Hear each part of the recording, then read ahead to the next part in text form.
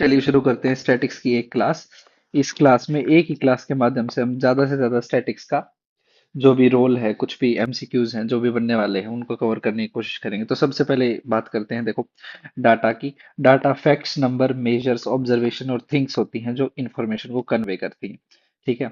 वहीं पर देखो, फ्रीक्वेंसीज क्या होती है भाई? काउंट ऑफ डाटा की, एक वैल्यू ऑफ डाटा कितनी बार आ रही है। ठीक है, जैसे 5 5 5 3 3 2 1 1 4। तो यहाँ पर देखो, 5 की फ्रीक्वेंसी 3 हो गई, 3 की 2 हो गई, 2 की 1 फ्रीक्वेंसी एक बार आया है, 1 की 3 फ्रीक्वेंसी हो गई, 4 की 1 ही फ्रीक्वेंसी होगी। तो ये फ्रीक्वेंसी ऑफ डाटा है। ठीक है। नेक्स्ट आके बात करते हैं बेटा, पिक्टोग्राफ। पिक्टोग्राफ क्या होता है? देखो, ये कुछ ऐसा होता है जब छोटी क्लास में, 6th क्लास में, 7th क्लास में आपको बताया जाता है। इसमें क्या है कि जो पिक्चर है ना, एक छोटा सा ग्राफिक ऑब्जेक्ट, वो रिप्रेजेंट करता है फ्रीक्वेंसी को, जो कम से कम एक या एक से ज्यादा हो सकती है या एक से कम भी हो सकती है। वो अकॉर्डिंग टू आवर ग्राफ, हमें जितना स्केल उसका स्पेसिफाई किया जाता है उसके हिसाब से हम मानते हैं। ठीक है। तो यहाँ पर देखो, एक एग्जांपल साइड में है कि मैंगो दे रखे हैं। मैंगो कौन कितने लोग खाते हैं? तो एक इस फिगर का मतलब है 2 पीपल। तो 2 2 4 2 6 2 8 लोग मैंगो खाते हैं। और भाई 10 लोग एप्पल खाते हैं। तो पिक्चोग्राफ कुछ ऐसा होता है, पिक्चर कुछ भी यूज की जा सकती है। नेक्स्ट आ जाओ बेटा, बार ग्राफ। बार ग्राफ है, यूनिफॉर्म विड्थ होती है इसके अंदर। आपको पता है बार ग्राफ ऑलरेडी क्या होता है। मैं बस इसके कुछ एमसीक्यू पॉइंट्स जो आपको बताना चाह रहा हूँ वो बता रहा हूँ। यहाँ पे पीछे देखो, फ्रीक्वेंसी को स्केल बोला जाता है, और वो प्री इमिटेटेड होता है, मतलब पहले से आपको बता दिया जाता है, इंटीमेट किया जाता है पहले ही आपको। ठीक है। उसके बाद बार ग्राफ में देखो, यूनिफॉर्म विड्थ होती है। ये विड्थ जो है इनकी, वो यूनिफॉर्म होती है। इक्वल गैप्स होते हैं, ये जो गैप है ये इक्वल होता है इनके बीच में। ठीक है। लेंथ हाइट जो है वो टोटल फ्रीक्वेंसी को रिप्रेजेंट करता है, इसकी लेंथ और हाइट। ठीक है। उसके या तो लेंथ या हाइट। देखो, scale that is used must be specified. ठीक है। जो आप स्केल यूज कर रहे हो ना, कि भाई कितनी लेंथ कितनी फ्रीक्वेंसी को रिप्रेजेंट कर रही है, वो भी पहले ही स्पेसिफाई होता है। यह डिस्क्रीट डाटा के लिए होता है, जिसको कैटेगराइज किया जा सके, अलग अलग कैटेगरी पे डाला जा सके। जैसे पॉपुलेशन ऑफ स्टेट्स, तो यहाँ पर हमारे स्टेट्स आ जाएंगे और यहाँ पॉपुलेशन आ जाएगी, है ना, कि किसकी कितनी है, किसकी कितनी कम है, किसकी कितनी ज्यादा है। बार ग्राफ बेटा आपका कंपैरिजन के लिए यूज किया जाता है। देखो, डाटा को देखते ही आप कंपेयर कर दोगे ना, ये कम है ये ज्यादा है, तो कंपैरिजन के लिए यूज किया जाता है। ठीक है। नेक्स्ट आ जाओ, लाइन ग्राफ्स। तो लाइन ग्राफ है, graph made of lines, line से बना हुआ ग्राफ होता है। ये देखो, ये पॉइंट्स हैं इसके। Use to visualize data across time. Keyword यहाँ पर ये है, डाटा समय के साथ कैसे बदल रहा है वो लाइन ग्राफ हमें बताते हैं। जैसे टेम्परेचर, इसको देखकर आप बता सकते हो यहाँ टेम्परेचर बढ़ा है, फिर घटा है, फिर बढ़ा है। सेल्स बढ़ रही है, फिर घट रही है, फिर बढ़ रही है। ये टाइम के हिसाब से कब कम ज्यादा कब हो रही है। ये हम ट्रेंड और ग्रोथ ऑब्जर्व करने के लिए बनाते हैं। ठीक है। नेक्स्ट आ जाओ बेटा, पाई चार्ट। ये बहुत इंपॉर्टेंट पॉइंट है कि किस चीज के लिए बनाया जाता है। जैसे ये टाइम अक्रॉस टाइम विजुअलाइज करता है, तो बहुत इंपॉर्टेंट पॉइंट्स है। एग्जाम्पल में, एमसीक्यूज में बहुत ही ज्यादा चांसेस हैं इनके आने के। नेक्स्ट बात करते हैं हम पाई चार्ट की। पाई चार्ट बेटा एक सर्कल में डाटा को रिप्रेजेंट किया जाता है, जो पार्ट्स ऑफ टोटल की तरह आता है। कि भाई किसी 100% का मान लो कि भाई 5% इसके पास है, 6% इसके पास है, 70% इसके पास है, ऐसे डाटा को रिप्रेजेंट किया जाता है। और वो जो उसका परसेंटेज ऑफ शेयर परसेंटेज है, वो उसके एंगल के प्रोपोर्शनल होता है। जितनी शेयर परसेंटेज ज्यादा उतना एंगल ज्यादा। 100% के लिए 360 डिग्री रिप्रेजेंट करता है। ठीक है बेटा। एंगल सम हमेशा 360 डिग्री होता है। ये आपको करना आता है, ऐसी बात है नहीं। ये क्योंकि 6th 7th क्लास में आता है, हमें बस ये मेन जानना है, पार्ट्स ऑफ टोटल, और ये रिलेटिव कंट्रीब्यूशन के लिए दिखाया जाता है। एग्जाम्पल है बजट। बजट अगर आपको दिखाना है तो आप हमेशा पाई चार्ट का यूज करोगे, बहुत इजी रहता है। ठीक है। नेक्स्ट आ जाओ, हिस्टोग्राम। ये कंटिन्यूअस फ्रीक्वेंसी डिस्ट्रीब्यूशन के लिए होता है। बार ग्राफ जबकि डिस्क्रीट के लिए होता है। ठीक है। ये क्या है? कंटिन्यूअस फ्रीक्वेंसी डिस्ट्रीब्यूशन, ऐसे 0 से 10, 10 से 20, 20 से 30, ऐसे। ठीक है। हिस्टोग्राम क्या है? Bars touch each other, data grouped in class intervals. Height हो गई, वेट हो गई, मार्क्स हो गए स्टूडेंट्स के, ये इसमें जरूरी यूज होते हैं। इसका जो ग्राफ है ना बेटा, डाटा का ये एरिया, इस ग्राफ का एरिया ये रिप्रेजेंट करता है फ्रीक्वेंसी को, कितने बच्चे टोटल। ये जो एरिया है ये रिप्रेजेंट करता है टोटल फ्रीक्वेंसी को। ठीक है, ये आपको ध्यान रखना है। नेक्स्ट आ जाओ बेटा, फ्रीक्वेंसी पॉलीगॉन। जस्ट हिस्टोग्राम का जो मिड पॉइंट्स है, जो mid points of bar graph के हैं, मिड पॉइंट्स ऑफ जो बार हैं उनको ज्वाइन कर दो और उनसे जो लाइन बनेगी वो क्या आएगी आपकी फ्रीक्वेंसी पॉलीगॉन। जैसे देखो, पीछे वाले ग्राफ में एक मिड पॉइंट ये रहा, एक ये रहा, एक ये रहा, और इससे अगला जैसे ये 10 से 20 है ना, तो 0 से 10 का मिड पॉइंट ले लो। ठीक है, ये अगर मान लो ये 40 से 50 है तो 50 से 60 का मिड पॉइंट ले लो, वो यहाँ ज्वाइन कर दो, तो ये मिड पॉइंट्स को ज्वाइन कर दो। ये जो बनेगा वो फ्रीक्वेंसी पॉलीगॉन होगा। ये दो अलग अलग, जैसे दो वाला आपने कभी कई बार देखेंगे, एक तो ऐसे चलता है और एक ऐसे चलता है ना, तो ये फ्रीक्वेंसी पॉलीगॉन है जो दो डाटाज को इजीली ओवर टाइम कंपेयर करने में हमारी हेल्प करते हैं। ठीक है, नेक्स्ट आ जाओ बेटा, ओगीव या ओजीव। ठीक है, ये क्या है, कम्युलेटिव फ्रीक्वेंसी ग्राफ है। कम्युलेटिव फ्रीक्वेंसी सी यू होती है।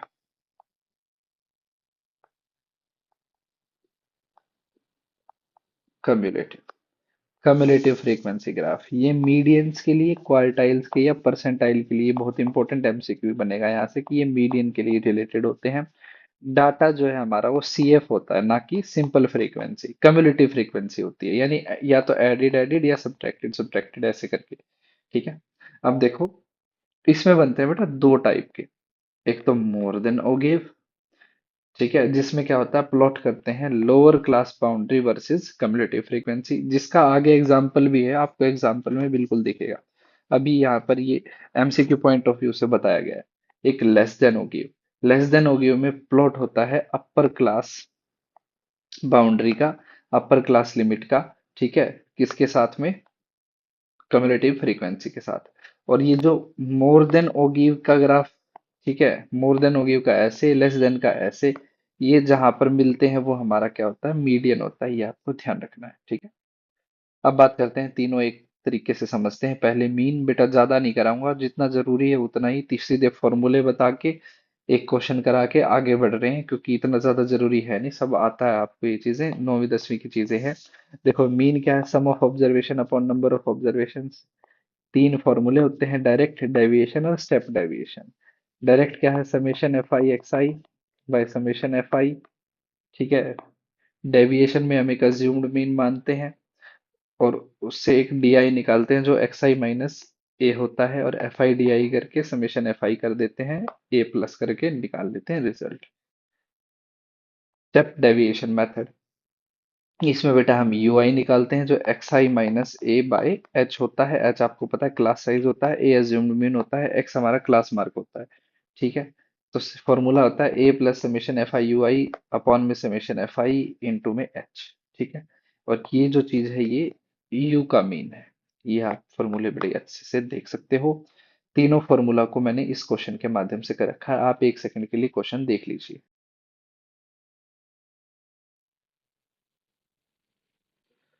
चलिए बेटा देखते हैं। 0 से 10 के लिए 20 है, 10 से 20 के लिए 24 है, 20 से 30 के लिए 40 है, 30 से 40 के लिए 36 है, और 40 से 50 के लिए 20 है। अब डाटा में देखो क्लास इंटरवल क्या है, तो क्लास मार्क क्या होगा, इन दोनों का एवरेज। 0 10 5, 10 20 30 15। ठीक है, तो ऐसे करके हमने क्लास मार्क निकाल लिए, तो ये एक्स आई हो गया, ये एफ आई हो गया। हम डायरेक्ट मेथड यूज करें तो summation F I X I upon में समेशन एफ आई चाहिए। तो बेटा देखो, हमने क्या किया, समेशन 5 20 100, 15 24 360, 25 40 1000, 35 36 12 60, और 45 20 900। इनको जोड़ लो, इनको जोड़ लो, यही तो चाहिए। समेशन एफ आई जोड़ा 140 आ गया, समेशन एफ आई एक्स आई 36 20 आ गया। डायरेक्ट डिवाइड किया, आपका रिजल्ट आपके सामने है, ज्यादा इसको बताने की जरूरत भी नहीं है, आप देख सकते हो, कैलकुलेशन साथ बैठ के खुद कर सकते हो। नेक्स्ट देखो, step deviation method. Step deviation method में क्या है, मीन क्या है, 25 मान लिया हमने, हम जनरली बीच की वैल्यू मानते हैं, जैसे 25 मान लिया। तो अब देखो, इसमें से 25 घटाना है, इसमें से 25 घटाना है, इसमें से घटाना है, इसमें से घटाना है, इसमें से घटाना है। देखो, -20 -10 0 10 2, ये क्या है, कैलकुलेशन आसान करने के लिए होता है। और कैलकुलेशन और भी बड़ी हो, फिर भी बढ़ी जा रही है, तो हम स्टेप डेविएशन यूज करते हैं। ठीक है, अभी देखो, इनको मल्टीप्लाई करके लिख दो, है ना, एफ आई डी आई। इन दोनों को कर दो, इन दोनों को कर दो, इन दोनों को कर दो, इन दोनों को कर दो, इन दोनों को कर दो। तो बेटा फॉर्मूला में हमें summation F I D I चाहिए, वो 120 है। समेशन एफ आई मैंने आपको पहले ही बता रखा है 140 है। जब आप इस फॉर्मूला में वैल्यू पुट करोगे, ए अज्यूम्ड मीन 25 था, तो आपका आंसर आ जाएगा 25.86। ठीक है, जो भी आप इसकी वैल्यू लो, आप इसकी वैल्यू 45 भी ले सकते थे, 5 भी ले सकते थे, पर जनरली बोलते हैं कि मिड वैल्यू लो। ठीक है, सिंपल। नेक्स्ट आ जाओ स्टेप डेविएशन। इसमें बेटा एफ देखो, डी आई को एच से, एच यानी क्लास साइज, यानी 10 है, सब डिवाइड कर दो तो 20 था, 10 हो जाएगा माइनस एक, एक दो, यहाँ पे भी 10 से डिवाइड हो जाएगा, बस ये 120 आया था, 12 आ जाएगा, सीधी सी बात है। ठीक है बेटा, जैसे यूज करोगे फॉर्मूला सेम को बन जाएगा, रिजल्ट आपके सामने। कैलकुलेशंस आप साथ कर सकते हो, डाटा मैं आपको दिखा देता हूँ। ठीक है, मैं चाहूंगा कि आप कैलकुलेशंस वीडियो को पॉज करके साथ में ही करते चलो, ताकि आपका प्रैक्टिस की तरीके से भी क्वेश्चन होता रहे। ठीक है, तो चलो आगे बढ़ते हैं। नेक्स्ट देखिए, मीन के बारे में कुछ खास बातें। It can be adequately use to represent data consisting some extreme points, यानी कैंट बी। अगर किसी डाटा में जैसे 5 5 और फिर 100 और 100 है, तो इस डाटा का जो बेटा क्या बोलते हैं उसको, जो मीन आएगा वो कितना आएगा, देखो 200 और 10, 210/2 आएगा, है ना। और 210/2 कितना आएगा भाई, 105। ठीक है, तो वो इसके पास ज्यादा हो गया। 210/2 नहीं आएगा, 210/1 डाटा कितना, 1 2 3 4, 210/4 आ जाएगा। तो 210/4, 4 5 20। ठीक है, और 2 8.5, 52.5। तो देखो ऐसे डाटा के लिए जिसमें एक्सट्रीम पॉइंट्स है, 5 5 100 100, तो मीन तो हमारा रिलेट कर ही नहीं रहा डाटा से। ठीक है, तो ये ऐसे के लिए यूज नहीं हो सकता जिसमें एक्सट्रीम पॉइंट्स हो। फिर cantt B use for qualitative data, आपकी ऑनेस्टी को मीन नहीं लिया जा सकता। ठीक है, तो ऐसे ये यूज नहीं हो सकता। फिर एक इसमें खास बात होती है कि अगर सारे डाटा को आप के से मल्टीप्लाई कर दो तो मीन भी के से मल्टीप्लाई हो जाता है, सारे डाटा को के से डिवाइड करोगे तो मीन को भी के डिवाइड कर देगा, सारे डाटा में से के घटा दोगे तो मीन भी के टाइम्स घट जाएगा। ठीक है, के टाइम्स नहीं, के सब्ट्रैक्ट हो जाएगा उसमें से। और अगर सारे डाटा में कोई क्वांटिटी के जोड़ दोगे तो मीन में भी वो जुड़ जाएगी। ये इंपॉर्टेंट रिजल्ट है बेटा, यही एवरेज के लिए भी यूज होता है। ठीक है, आगे चलते हैं। मोड। मोड को बेटा बोलते हैं मोस्ट अकरिंग फ्रीक्वेंसी, सबसे ज्यादा आने वाली चीज। इसका फॉर्मूला आपके सामने है, L plus F1 - F0 two F1 - F0 - F2 into H. यहाँ पर है लोअर लिमिट, एच विड्थ है, F I frequency of model class. Model class कौन सी होती है, जिसकी फ्रीक्वेंसी सबसे हाईएस्ट होती है, वो मॉडल क्लास होती है। ठीक है, तो उसकी F1 होती है, उससे पहली वाली की फ्रीक्वेंसी F0 और उससे बाद वाली की फ्रीक्वेंसी F2। ये हम फॉर्मूला में रख देंगे, रिजल्ट हमारा सामने आ जाएगा। फॉर एग्जाम्पल आप इस डाटा को एक बार देख लीजिए, फिर सारी चीजें एक साथ बताते हैं।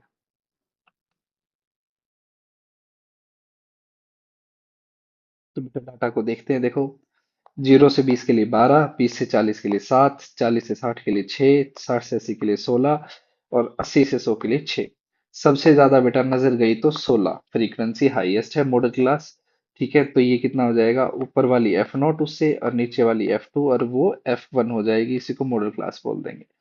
ठीक है भाई, अब बाई चांस इसमें बेटा ऐसे हो जाए, आपका F0 यहाँ आ जाए, मॉडल क्लास पहली आ जाए, तो F1 यहाँ आ जाए मॉडल क्लास, तो F0 0 हो जाएगा और F2 7 हो जाएगा, समझ रहे हो। बट अभी बीच में आ गया तो कोई दिक्कत नहीं है। बेटा फॉर्मूला जो आपके सामने था उसमें देखो, मॉडल क्लास की लोएस्ट फ्रीक्वेंसी एल ये हो गई, और 80 60 में 20 का डिफरेंस आ गया।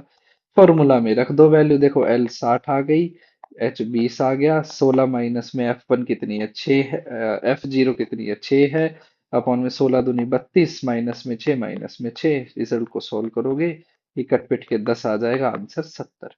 ठीक है, अब चलते हैं बेटा। मोड इज अनसर्टेन वेग measure of central tendency. Mode को हम एक अनसर्टेन मेजर मानते हैं। ठीक है, इससे मतलब कुछ ज्यादा डाटा के बारे में हमें सेंट्रल टेंडेंसी के बारे में पता नहीं लगता। चलिए आगे बढ़ते हैं बेटा, मीडियन की। Value of variable which divides data into two equal parts, यानी ये ऐसी वैल्यू है जिससे इधर का डाटा और इधर का डाटा बराबर रहेगा, ये ध्यान रखना। ठीक है। तो मीडियन का फॉर्मूला देख लो, L plus H by F N by two minus C F. यहाँ सी एफ होती है कम्युलेटिव फ्रीक्वेंसी, यहाँ कम्युलेटिव फ्रीक्वेंसी का रोल ज्यादा है। Cumulative frequency of median class. N क्या है? एन है बेटा समेशन एफ आई। मैं लिख देता हूं, है ना। एन है समेशन एफ आई। तो भाई समेशन एफ आई माइनस में सी एफ। एच क्या है? क्लास साइज, उसी क्लास का जो मीडियन क्लास है। एफ क्या है? फ्रीक्वेंसी। किसकी? प्रीसीडिंग मीडियन क्लास, यानी मीडियन क्लास से पहले वाली फ्रीक्वेंसी। ओके। तो चलिए बेटा इस क्वेश्चन को करने का प्रयास करते हैं। नहीं नहीं, ये सी एफ है, cumulative frequency of class preceding median class।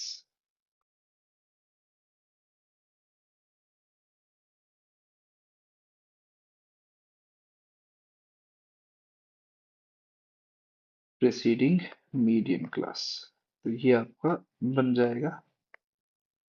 अब चलो इसी डाटा को यूज करते हैं और मीडियन क्लास कैसे ढूंढते हैं इसके बारे में जानकारी लेंगे।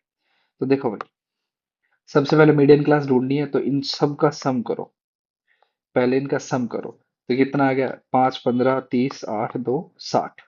60 का आधा कर दो, क्योंकि एन बाई टू देखना होता है, ये तरीका है, एन बाई टू देखना होता है। यानी 30 आ गया। अब इस 30 को ध्यान रखो, अब सी एफ निकालते जाओ। सी एफ के लिए क्या करना? ऊपर जोड़ते जाओ। 5 5, 5 और 15 20। 30 15 20 50। ठीक है। 8 और इसके साथ जोड़ दो तो 58। इसको पूरे को जोड़ दो तो 60, या ऐसे भी कर सकते हो। 5 तो 5 आ गया। फिर 5 और 15 20। अब 20 में जोड़ दो 30 तो 50 आ गया। 50 में 8 जोड़ दो 58, 58 में 2 जोड़ दो तो 60 आ गया। मीडियन क्लास कैसे ढूंढनी है? एन बाई टू से जस्ट ज्यादा सी एफ देख लो। जस्ट ज्यादा सी एफ। 30 से जस्ट ज्यादा कौन है भाई? 50। मीडियन क्लास आ गई। तो एल ये हो गया, साइज बेटा इसका 30 हो गया। एच कितना हो गया? 30 हो गया। देखो एच 30 हो गया। एन बाई टू 30 थी। सी एफ इससे पिछले की क्लास की फ्रीक्वेंसी कम्युलेटिव 20 हो गई। ठीक है। एफ इसी की फ्रीक्वेंसी 30 हो गई। वैल्यू रख दो। एल 30 थी, आपका आंसर 40 आ जाएगा। ठीक है। अब बेटा ये तो वो क्वेश्चन हो गए जो लगभग आपको चीजें आती थी। अब देखते हैं इंपॉर्टेंट टॉपिक ओगिव वाला। ठीक है। ओगिव को थोड़ा सा डिटेल में पढ़ते हैं, क्योंकि इससे क्वेश्चन फालतू बनते हैं। तो देखो, कम्युलेटिव फ्रीक्वेंसी पॉलीगॉन को ही ओगिव बोलते हैं। ठीक है। कम्युलेटिव फ्रीक्वेंसी पॉलीगॉन को क्या बोलते हैं? ओगिव बोलते हैं बेटा। ठीक है। अब बात करते हैं कि भाई इसमें होता क्या है। तो इसमें देखो, हम क्या करते हैं, क्लास मार्क को एक्स एक्सिस पे रखते हैं। यहाँ पर आपकी क्लास मार्क आएगी। ठीक है, दोनों में ही। और जो कम्युलेटिव, ये न्यू फ्रीक्वेंसी का साइन होता है। कम्युलेटिव फ्रीक्वेंसी वो आपका वाई एक्सिस पे आएगी। ओके। अब इसमें दो ग्राफ बनते हैं, एक लेस देन ओ गिव का और एक मोर देन ओ गिव का। लेस देन ओ गिव में आपकी राइजिंग करवाती है, मोर देन ओ गिव में आपकी डिक्लाइनिंग करवाती है। अब ये ओ गिव है क्या? तो ये आपको आगे समझ में आएगा। देखो, और इस ग्राफ के बारे में खास बात क्या है कि भाई जहां पर भी आपका y summation F I by two होगा, y की वैल्यू जहां पर भी summation F I by two होगी, वही आपका मीडियन का पॉइंट होगा x पे। वही क्या होगा? मीडियन का पॉइंट। यहाँ पर अगर समेशन y की वैल्यू n बाई टू है तो यहाँ पर वो मीडियन होगा, x मीडियन का पॉइंट होगा। ठीक है। मीडियन जो है, अगर दोनों को एक ही में बना दो, राइजिंग फॉर लेस देन और डिक्रीजिंग फॉर मोर देन, तो इनका जो इंटरसेक्टिंग पॉइंट होगा, जो मैंने ऊपर भी बताया है, वही क्या होगा? मीडियन होगा। अब बेटा आपके सामने ना क्वेश्चन करे बिना तो बात समझ में नहीं आती। तो देखो, इसको क्या करना है, आपके सामने मैंने एक क्वेश्चन दे रखा है, इसको एक बार ध्यान से देख लो। इसके दोनों ही ग्राफ बनाएंगे। ठीक है। लेस देन भी, मोर देन भी, और फिर इससे मीडियन निकालेंगे। ठीक। तो देखो, 100 से 204, 200 से 306, 300 से 409, 400 से 512, 500 से 607, 600 705, 700 804, 800 902। ठीक है। तो लेस देन और मोर देन अभी आपके सामने आ गया, ग्राफ नीचे है। लेस देन के लिए देखो क्या करना होता है। लेस देन के लिए आपको इसमें पीछे जाना पड़ेगा। तो 100 से कम, 200 से कम, 300 से कम, 400 से कम, 500 से कम, 600 से कम, 700 से कम, और फिर 800 से कम और 900 से कम। ठीक है। तो ऐसे ही जाना है हर एक डिजिट के लिए। तो बेटा देखो, 100 से कम के लिए फ्रीक्वेंसी 0 है। ठीक है भाई, है ना। उसके बाद आ जाओ, 100 से कम के लिए 0 है। 200 से कम के लिए कितनी है? 4 है। अब 300 से कम के लिए दोनों है ना, 10 हो गई। अब 400 से कम के लिए तीनों है। तो 6 4 10 और 9 19 आ गया। अब 500 से कम तो ये सारा है, प्लस में 12 कर दो। 600 से कम ये सारा है, प्लस में 7 कर दो। 700 से कम सारा है, प्लस में 5 कर दो। आगे ये डाटा ऐसे आ जाएगा 49 तक। लेस देन सीरीज बन गई। अब करते हैं बेटा more than series. More than series में आप यहीं स्टार्टिंग से चलोगे। 100 से ज्यादा कितना है? 4 6 9 12 7 5 4 2, यानी सबको ऐड कर दो तो ये डाटा आ जाएगा 49। ठीक है। फिर आप करोगे 200 से ज्यादा कितना है, तो 6, मतलब इस 49 में से 4 घटा दोगे, यानी 55 बच जाएगा, है ना, ये सारा डाटा। फिर उसके बाद बेटा क्या करोगे, आपको ये सारा डाटा चाहिए 300 से ज्यादा, तो ये ऐड करोगे जब 39 आएगा। ऐसे 400 से ज्यादा कितना आएगा आपका? भाई 30 आएगा। 500 से ज्यादा कितना आएगा, है ना। तो यहाँ पर ऐसे चलेगा। तो यहाँ पर हम लोअर को देख रहे हैं और यहाँ पर हम हाइयर को देख रहे हैं एक तरीके से। ठीक है भाई, 200 से कम के लिए 4, 300 से कम के लिए, कम के लिए देखेंगे तो अपर क्लास जा रही है, मोर के लिए देख रहे हैं तो लोअर क्लास जा रही है। ओके, यहाँ पर देखेंगे कितना, 800 से ज्यादा, और यहाँ फिर 900 से ज्यादा खत्म हो जाएगा। ओके। अब बेटा इसका एन समेशन तो 49 ही आएगा। अब 49 में देखो, 49 का हाफ 24.5, यानी वाई एक्सिस पे 24.5 जो है उसके कोरस्पॉन्डिंग ही हमारा क्या रहेगा, मीडियन रहेगा। उसको ग्राफ में समझते हैं। तो बेटा यही पॉइंट्स, 500 के कोरस्पॉन्डिंग 49, 900 के कोरस्पॉन्डिंग 49, 800 के 47, इसके ये वाई और ये एक्स मैंने प्लॉट कर रखे हैं। और क्योंकि ये लेस देन का है तो इसकी राइजिंग करवाएगी। दिख गया आपको ऐसे। और ऐसे ही वो दूसरा जो है वो मोर देन के लिए है, उसकी मैंने डिक्लाइनिंग कर आपके लिए बना रखी है। डाटा ऊपर है, प्लॉटिंग इधर है उसकी। तो आप देख सकते हो ये प्लॉटिंग के पॉइंट्स बिल्कुल वही हैं जो उधर है। अब इसमें देखो बेटा, ये लेस देन की कर्व है जो राइजिंग है, ये डिक्लाइनिंग कर्व है जो मोर देन की कर्व है। इसी कर्व में 24.5 के पास जो पॉइंट है वही इनका मीटिंग पॉइंट है। उसी पॉइंट को मीडियन, कॉमा एक्स में तो मीडियन, ठीक है, और यहाँ पर वाई में n/2 देखते हैं। और वही आपका कितना है, जब उसकी परपेंडिकुलर ड्रॉप करोगे तो 445.8 आ जाएगा। ठीक है। तो ये इसको यहीं तक आपको समझना है। आगे बढ़ते हैं बेटा। आगे बढ़ के दो तीन चीजें देखेंगे और इस क्लास को खत्म करेंगे बहुत जल्दी। इसमें एमसीक्यू से ज्यादा रिलेटेड चीजें थी। ठीक है। एक ये फॉर्मूला बेटा, इसको एम्पेरिकल फार्मूला बोलते हैं। ठीक है, ये बहुत ज्यादा यूज होता है एमसीक्यूज के लिए। ओके। ये क्या है? Empirical formula. Empirical formula. तो बेटा इसको याद कैसे रखना है, mode equals to 3 median minus 2 mean. ठीक है। Mode equals to 3 median minus 2 mean.